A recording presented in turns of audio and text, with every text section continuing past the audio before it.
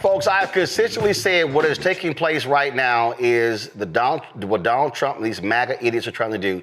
They're trying to defund Black America. They are attacking every single thing in Black America. They are attacking civil rights, economic rights. They're attacking academia. They're attacking everything. And so we have to be completely and fully engaged in this. This is a battle, y'all, that deals with everything that matters to us. Unprecedented rollbacks in civil rights, access to health care, equity, environmental justice, you name it.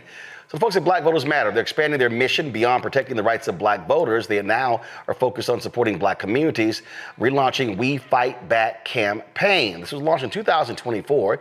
The campaign aims to educate and empower Black voters across the country.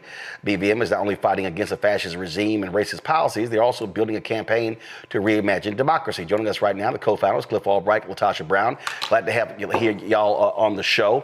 So I'll start with you, Latasha. So walk us through what this means, okay? When you say we fight back, exactly what does this look like? Is this a series of town halls? Is it online engagement? So exactly what is this? Is a little of all of that. I'll just say that setting the framework that what we believe is we believe that our greatest source of power and protection in this moment is to actually have an informed community, that we're actually moving in one move, that we're aligned around, we're understanding what is happening, we understand the issues, but that we're connected. It has always been our collective power and the leverage of our collective power that's moved us forward. And so for what that means for us is there are a series of things that we do a lot of organizing with local communities. We believe that this is the moment now for us to really solidify our power locally and in our state. That we know in terms of federally, like we see what's happening on the federal government level. And so our best protection is to really gather ourselves and align with the power that we have locally and on the state level. And as a result, what we do is we work with partners all throughout those states. We provide funding. We're actually having meetings and calls. We're doing briefings around what's happening from the executive orders to what's happening to some of the rollbacks. We're actually doing strategy sessions where we're bringing our states. In the last month alone, in the last 2 weeks alone, several of our states and the partners, anywhere from 50 to 100 partners, are actually meeting together, thinking about how do they build a strategy. Number one, to protect our community. Number two, to really be able to resist and push back. In addition to the bus tours that we're doing to actually inform folks, we have campaigns that are happening. Campaigns really around this attack on Medicaid and how that's going to impact health access to our communities. We're also we know that that is really important, that criminal justice reform. We're not ending that because what is happening now, that's very important for us. So we're continuing to do the work around warrant clinics and expand that, where hundreds and thousands of debt, we're working to eliminate hundreds of thousands of debt for people in our communities to make us less vulnerable to the police, less vulnerable to being in the system. Those are some of the things, and I'll share Cliff to may want to raise some other things as well that we're doing. Cliff, I have long said that a year out, first of all, y'all believe the same thing I believe. There's no such thing as election season. That's right. It's 365, 7 days a week, because there are elections happening somewhere in the country all the time. And the phrase that I keep using is the need to, let's say, a year out. We know the midterms are in 2026, but your primaries are going to be beginning in the spring in a lot of these places. And we need to be operating right now in what I call inform, educate, and enlighten. Because we have to also recognize it's a lot of folk that simply don't know. I was on Ricky Smiley's show this morning, and talking about redistricting and gerrymandering and racist gerrymandering and the Supreme Court case where they could wipe out half of the Congressional Black Caucus. And so I think for so long, Cliff, people kept assuming people knew. And we can't assume people know what's actually happening. Right. That's right. And we have to make it clear, because there's a lot. I mean, there's those of us that do this work every day, and there's still pieces of it that we don't necessarily know about all the time. There's still ins and outs. Even these battles that we're talking about redistricting, these are maps that were done, going back after the 2020 census, that were done all throughout 2021. And so there were all kinds of meetings and sessions and hearings around these maps that a lot of people didn't know anything about. And so part of what we try to do, and you talked about it, the 365 work, we do it all throughout the year, and we do it every year. It's not even just about 28 or about 26. Even this year, we've been doing that work. We've been having BVM days at the Capitol, where we get together community members and partner organizations and go to the Capitol, and it is an educational process. We're not looking for folks that are so-called experts on this, right? We let everybody know that there's a role to play, and if you don't know, then that's even better, right? You know, we make people feel comfortable with the fact that they don't know, because sometimes we just assume, like you said, that people understand, not even understand this whole legislative process, but even the basic voting process. We come across people all the time when we do our work, when we do our bus tours, where we'll come across somebody and we'll give them some information about early voting or absentee voting, or even just about what office is on the ballot. And we often will hear, you know what, I didn't know that. I've never known that. Or they'll say, you know what, I didn't know what this particular position did, right? I didn't know what a state delegate or a state house member did, or I didn't know what my county commissioner did. And so we got to let folks know, you know, that it's not a crime or something that we could shame you about if you come to the table, you come to the event, and you're not already an expert. That's what this process is all about. That's what a dialogue is all about, right? And so, yes, we've got to make people know that we want you, even if you don't know any of this, and that's okay. But we got to work through all of this together, and we got to do it all throughout the year 365, because we fight back. Our issues are not based on an election calendar. Our oppression has never been based on an election calendar, so our resistance to it can't be based just on an election calendar. Right. Absolutely, and Gary Chambers is doing some work down in Louisiana, and I spoke in Ohio last month, Latasha, and it was so funny. I was sitting with the brother. He was laying out this comprehensive strategy, and I said to him, too convoluted. He was like, what do you mean? I said, you got 30,000 feet, and he's a professor. I said, that's a lecture. And we were at dinner. He was like, "What do you mean? What do you mean?" I kept saying, I kept evoking. It kept evoking my man Joe Madison. So you got to put it where the ghost can get it. And he was like, "What do you mean? What do you mean?" I said. So I said, "Give me your topics." He gave me his topic. I said, "Those are lectures." I said, "Your sessions need to be City Hall 101, County Government 101." I said, where you literally are walking people through what city government does, what county government does. I said, basic fundamentals. Because I think the issue that we saw, and all these people who were saying, Biden Harris haven't done this here, and the Democrats haven't done this here, and you're like, well, the Democrats in the House passed the bill, but it stalled in the Senate.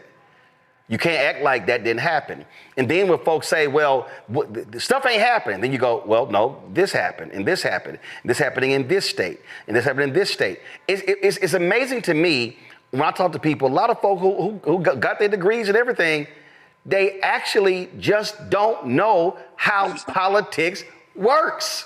Roland, I think you're absolutely right, which is why our strategy has always been threefold. I think of it as a three-legged fold of table of what the work that we do. One, it's been about money, movement, and message. Money in the sense that we know that grassroots groups, there are people that know. There are folks in our communities that are on the front lines that are doing this day in and day out. Matter of fact, part of our survival is because there's been grassroots groups, because we have Black media platforms like yours to get our message out, for us to be able to connect, because we have Black organizations that we can get information or that will respond to something that's happening. That has been part of our survival and our ability to be able to progress.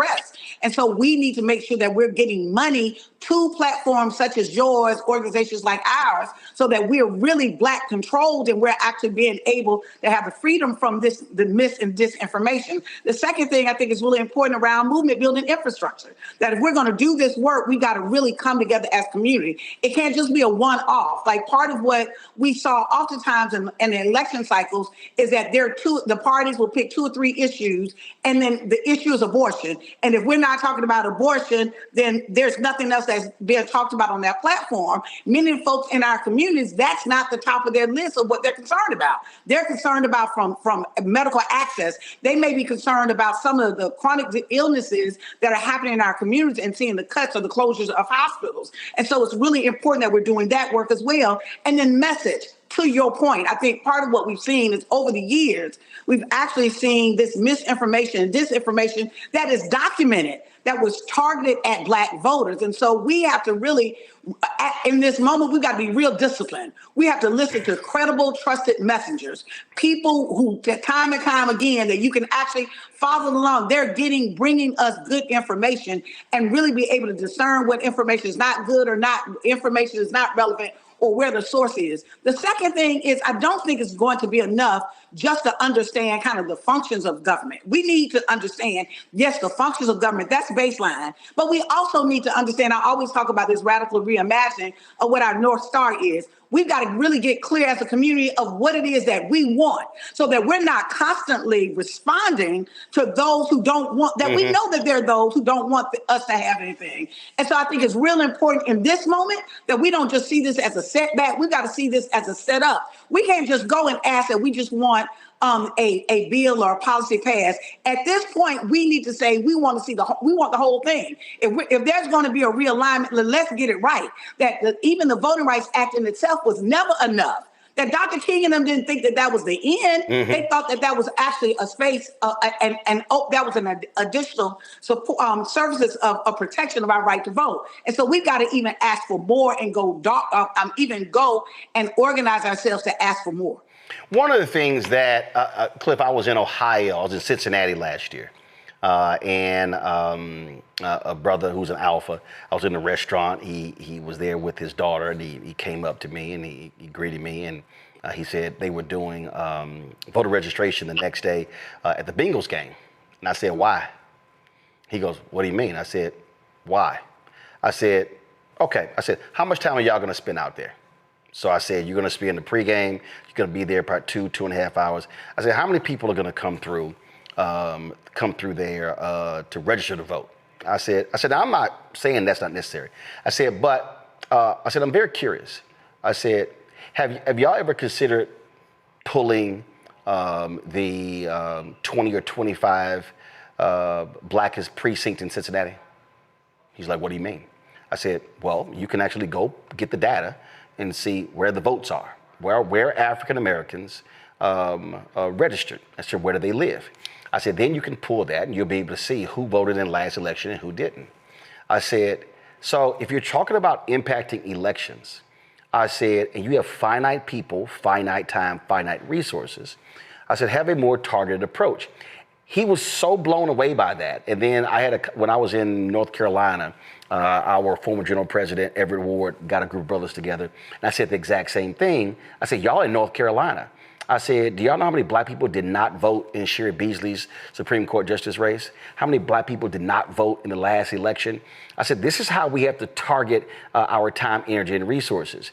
And they were shocked because they were trying to take this macro approach. I said, but really, if we want to move black numbers, it actually has to be a micro approach, which is really person, door to door, street by street, block by block, precinct, neighborhood. Yeah, and so you're absolutely right, and what our approach is usually really to actually do a combination of those, right? And I think Latasha touched on it a little earlier when she was talking about the layering of the approach, because we certainly need those things that are very micro, right? That are targeting, okay, who exactly is it that we know that we got to reach? What's their demographic? Where do they go? What do they listen to? All that stuff, right?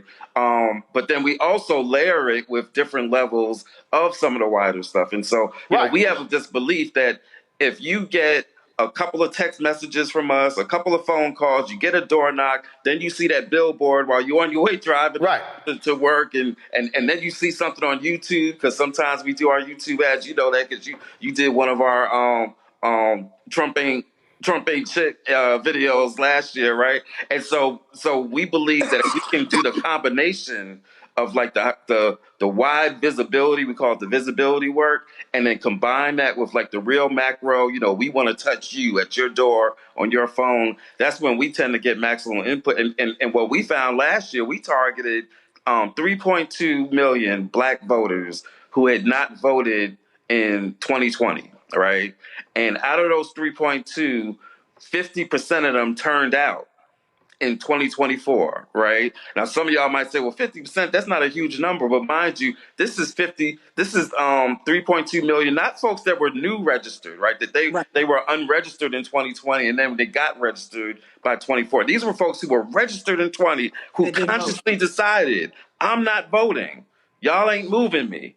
And 50% of those folks that we targeted, they turned out. That's on top of like the other folks that we target that, they're kind of regular. They might even be super voters. We got them to turn out too.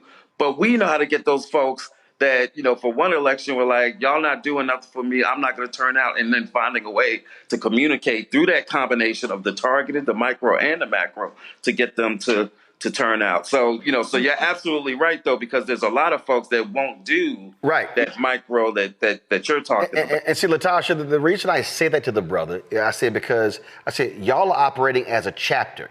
And so you talk about infrastructure, and I've said this to alphas nationally.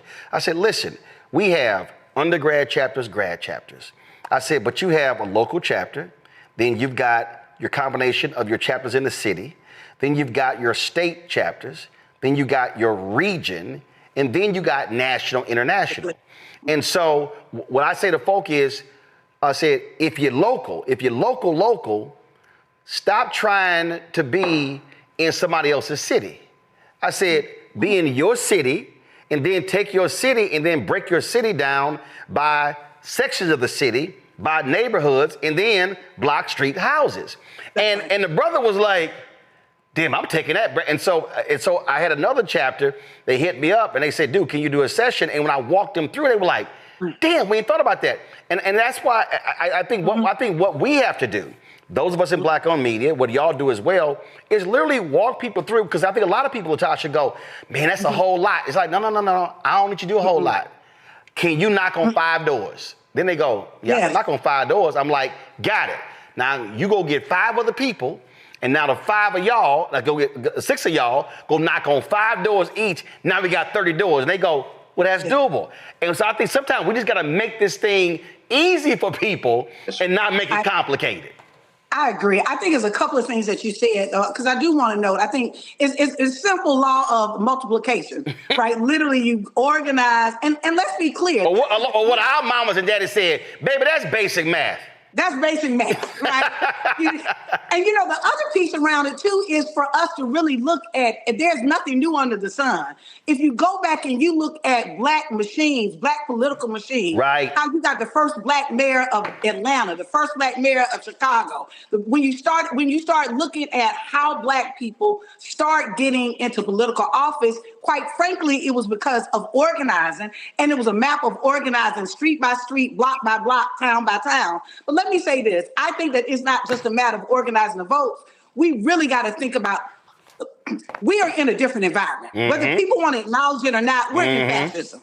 Right. Yep. The rules, all the rules that we knew, all the rules, all of those things we're seeing every single day. We're hearing the president talk about he doesn't like mail-in ballots. He's going to get rid of mail-in ballots. He technically doesn't even have the ability to be able to do that. He doesn't have, but he's saying that because he's planting a seed, because what we're seeing is the letter of the law they don't believe applies to them. Yep. And so what does that mean for us? If we're actually going to engage with folks that don't believe that they've got to follow the law, they're above the law, what that means is we've got to lean into our own power. Part of that is we have to organize our every bit of power. We've got to organize our resources. We've got to organize how we direct what it is that we focus on, and organize and really tap into each other. As you were saying, information is valuable. And so people's got to get information, but we can't just stay there. And we can't believe that we just gonna vote ourselves out of here. As much as I am for voting, right, that in itself will not be enough, but we cannot leave that tool on the table, because this next election election cycle, like when people are not supporting our community, there has to be consequences. There has to be consequences. If we got to get so sophisticated, some people may not agree with this. We got to get so sophisticated that if folks turn all of these districts, and I know there's some Democrats gonna get upset about me saying this, if they are turning these districts where it is impossible for a Republican not to win, then we got to figure out how we're going to make sure that we're impacting that election, even that primary. We've got to be sophisticated. We have no permanent friends. We have permanent interests, and that is the protection of Black people. So I think it's really important in this moment for us to really understand we've got to organize our resources very differently. We've got to put our money towards Black institutions. If you are not contributing to this show, we're seeing what mainstream media is doing. We're seeing what is going to be MSM now, MS now. We're seeing all of them capitulate and go to the right or center the right. Yeah, I call it MSS, more silly shit. All right, I want to go to my panel. I want to get them some questions in. Do we have Julian? Julian, your audio finally working? I'm here. Lord have mercy. Here. Finally. Go on, ask your question. To Cliff and Latasha. Okay, well, Latasha and Cliff, thank you for your work. We really appreciate it. I want to know, Cliff, you talked about the precinct by precinct, really block by block approach. Why have we not embraced this earlier? I remember, my political chops go way back. Jackson Delegate 84, but even before that. And we used to do that. What happened? Was it the internet? Why have we abandoned a strategy that we know works? Well, I think it's a couple of things. And let me say this first, Dr. Malvo. A lot of people don't know this about me, but my early academic background was actually in economics and business, and you're actually one of the reasons why that was so. And so, I spent most of my organizing career combining basically political economy, like the political analysis and economic analysis. And so I just wanted to shout you out for that and thank you for that. I think there's several reasons, right?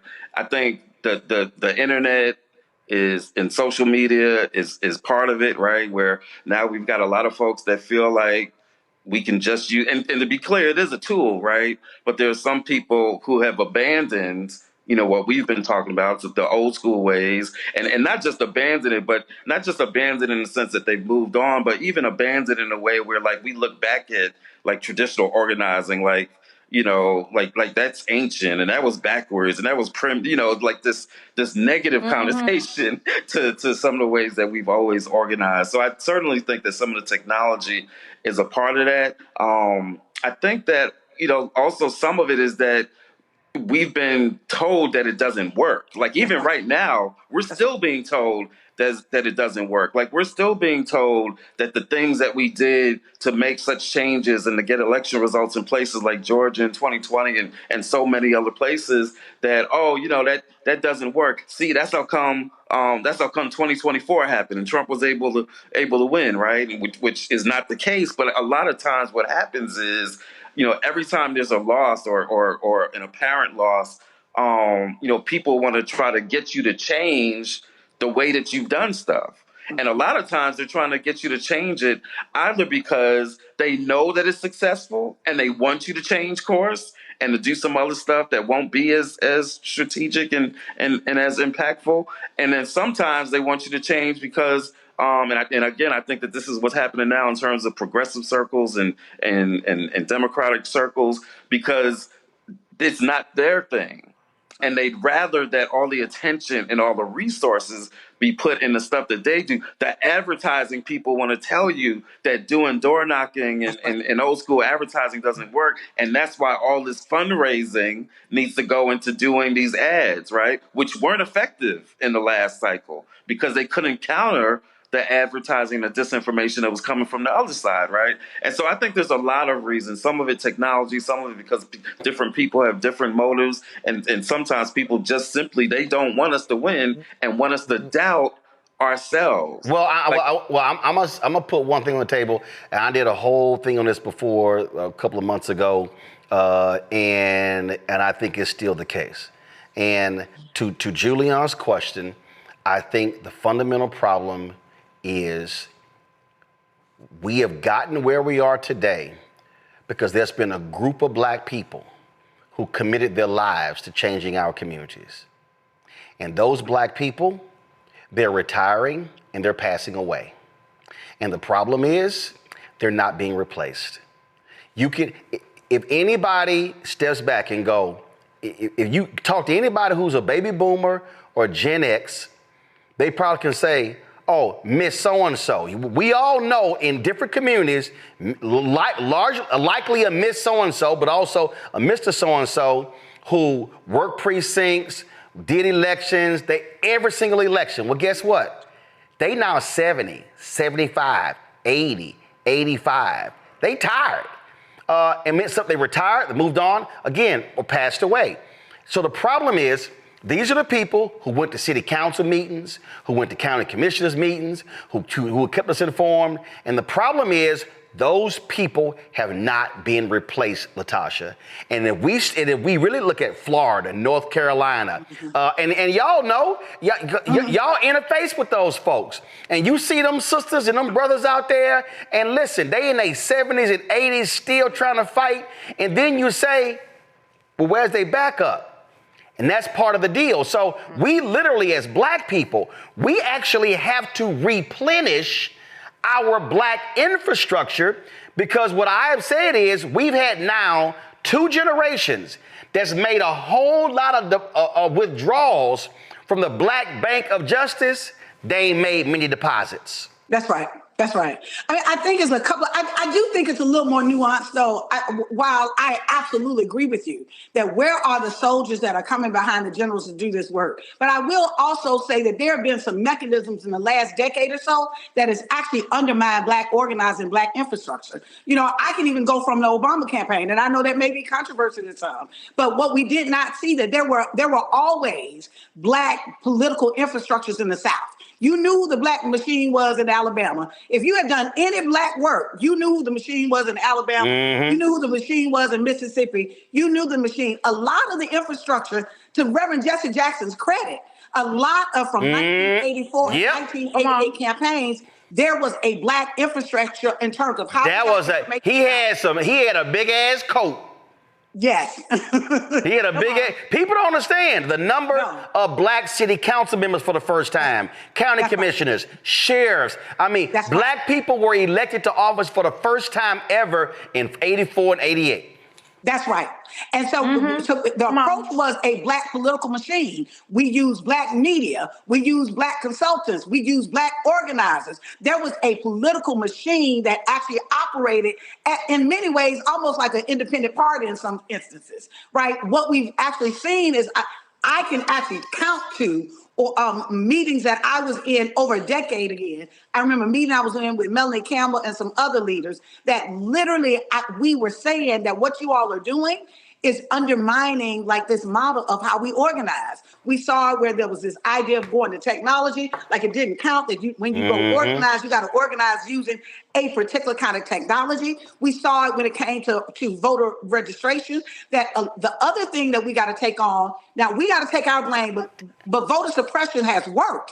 That many of that, when you see, there's very, very few organizations that are trying to do mass scale voter registration. You know why? Because it's costly, because 9 times out of 10, it is going to require a costly legal fight. That voter suppression has been killing us. It's been death by 1,000 cuts. And so it has been a combination. That's why we saw voter suppression efforts. Like it wasn't, even with the stripping of pre-clearance, all of those things have had an accumulative effect on our communities and dismantling what I call old school black political machines. So there's a replenish issue, but there's also an issue in terms of the infrastructure and philanthropy. My last point, part of the reason why we created Black Voters Matter, we wanted to create a mechanism to get resources on the ground, because what we had seen is that a lot of the resources would go to candidate campaigns, and they would throw some dollars in the last 3 weeks of the campaign to round the Negroes up, and that was all that you saw. What we decided is that if we're going to build power, we needed to create some kind of mechanism to fund our politics, and as a result, we have actually contributed and invested over $52 million in grassroots. It might be 54. Is it 54, Cliff? I don't know, 52 or 54. Either way, $50+ million that we've actually written checks given directly to grassroots groups, hundreds of grassroots groups on the ground, because even the fickleness of philanthropy of, oh, you might be important this time or not this time, we're always important to us. So there is a cumulative effect that ultimately what makes it clear that there's nobody that is going to look out for Black interests like Black people. And if that is the case, then we've got to think very differently how we utilize our resources and our money, our time, and our talent. Question from Matt. So my question for you, Cliff and Latasha, is specifically with respect to health equity. I'm interested in how what that looks like in terms of the push in the We Fight Back campaign. And the reason I ask is because I think that's kind of an untapped policy point as it relates to all Americans, frankly, but our healthcare system and just the unsustainability of it. And I'd be interested in seeing what that looks like, particularly with the campaign. Yeah, thanks for that. We have even before the most recent attacks on healthcare and Medicaid. For the past couple of years, we've been doing some work around Medicaid expansion, trying to get the remaining 10 states, most of which are in the South, to actually expand Medicaid. The most recent victory on that actually came from North Carolina, where our team and our partners there in North Carolina have been doing a lot of work to get Medicaid expanded there, to get Obamacare expanded there. And so we had been doing that work already. We call it our Sick and Tired campaign. And we got some of our bus tours and baby bus tours that'll go around just doing a whole bunch of info sessions around the realities of healthcare, letting people know like how many people in their state could get it if it was expanded. We've got movies and the documentaries that we show sometimes, including one that I'm in, talking about my own personal story with battles around health and healthcare. It's called In Due Season, and we go around and we've done like many town halls. We'll show that and then have a conversation. And so we try to use a variety of tools again, and to have these conversations, because we know that that's an important issue in our communities, obviously. But we also know that that's a conversation that then does what? It drives some people who may not have been involved in the electoral process to get involved. And that's the way that we do all of our organizing, right? We don't focus on the election process. I mean, we do sometimes when we talk about voting rights and voter suppression, but we're not just going around telling people with a clipboard, hey, have you registered? Sign this, right? It's about, hey, tell me about what issue you care about. Right? What is it that you are most concerned about, that you want to see for yourself, your family, your community? And now let's have a conversation about how we can make that a reality, and how elections are a part of that. But it's not the only way, right? There's other forms of organizing that we do to get to the ends that we want, including around healthcare and Medicaid expansion. So that's the way that we do our work. Obviously, now we're also focused on the big ugly bill and the attacks that is bringing against our healthcare and everything else that's in that bill that's going to be attacked, our food insecurity and everything else. But yeah, we've always been concerned with and organizing around healthcare writ large and Medicaid expansion in particular. Michael. All right, Cliff and Latasha. So my question is, how do we connect political empowerment and like the work that you're doing? How do we connect that with leveraging our economics to enforce our political agenda and communicating that with people? For instance, the economic boycotts against Target because of them going back on their DEI, cutting back on their DEI programs, things like this. And then also we've seen efforts in the past, like in New York in 2017, divesting from pension funds using pension funds to divest from privatized prisons because they found out they were invested in privatized prisons. How do we connect all of that together? All of it goes back, and I know we say it almost like a broken record, but it all goes back to organizing. Almost in all of our elements, even what the work that we do, there's going to be an education component to it, connected to the campaign. There's going to be an advocacy component to it, and there's going to be an organizing component to it, and that we're thinking about that. Even as we were doing work around voter suppression, there was an economic pressure point that we had with that. We didn't just base on, okay, we educated people around what was happening. We organized our groups together to really think about strategy. And one of the strategies that we used, we actually targeted even some of our county places. We targeted those elected officials who were supporting voter suppression, that many of them were targeted even at the local county level, where they had contracts with their county as the local attorney or some kind of vendor. Those contracts got canceled or pushed back by local folks. We saw a broad base where we did a huge campaign around companies who we felt like should have been standing with Georgia. They might have been like, what we got to do with it? It's like, you got everything to do with it. If you get black money, you got something to do with it. And so I think it's a matter of trying to make sure that we're doing our pressure points. I'm saying that because I think it's important to your point around the economic. It can't come in a vacuum. This idea of we just gonna build enough wealthy folks and that's gonna save us. How is that working out for us? I was just been talking about the other day that 5 years post-slavery, there were over 2,000 schools that were started. There were 60 cities. 60 hospitals. There were over 1,200 towns that were founded. In Texas alone, they called them freedom colonies. There were 500 freedom colonies. Just in Texas alone. My point is that I'm sorry, not 500, 57. My point is, Black people were thinking more in terms of self-determination, right? Possibly because we had to. But what we were doing is we were thinking as builders that we've got to build the infrastructure to support ourselves.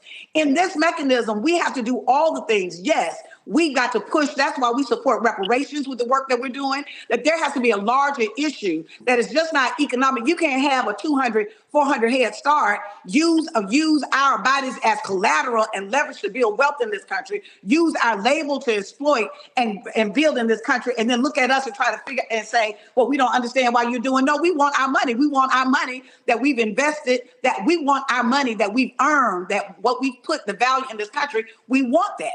And I think it is also important for us to think now, how are we connecting the tools in such a way that we can circulate more of the dollar in our communities? What are some new economic models we need to look at? Are we looking at cooperatives? Are we looking at how do we build Black businesses in a way that we're doing a distribution of resources in a much different way that will work for our people, opposed to what we're seeing on mainstream? So there's a combination of pieces that we use in terms of, one, figuring out how we educate and inform folks. Two, figure out how we organize us to be able to leverage our power. And then three, have some real concrete alternatives that are not based on what we see right now. Well, you talked about money, and I've said to people, listen, don't give money to candidates, give that money to Black Voters Matter. We need to have money that goes directly on the ground, that we know that white media strategists are not going to be sucking up the money as well, and then is much better to use. Last point here, first of all, how y'all going to wear y'all Black Voters Matter dashiki and y'all ain't tell nobody? First off, we didn't even coordinate this, so I'm actually surprised when Cliff got on. I was like, oh, okay, Cliff.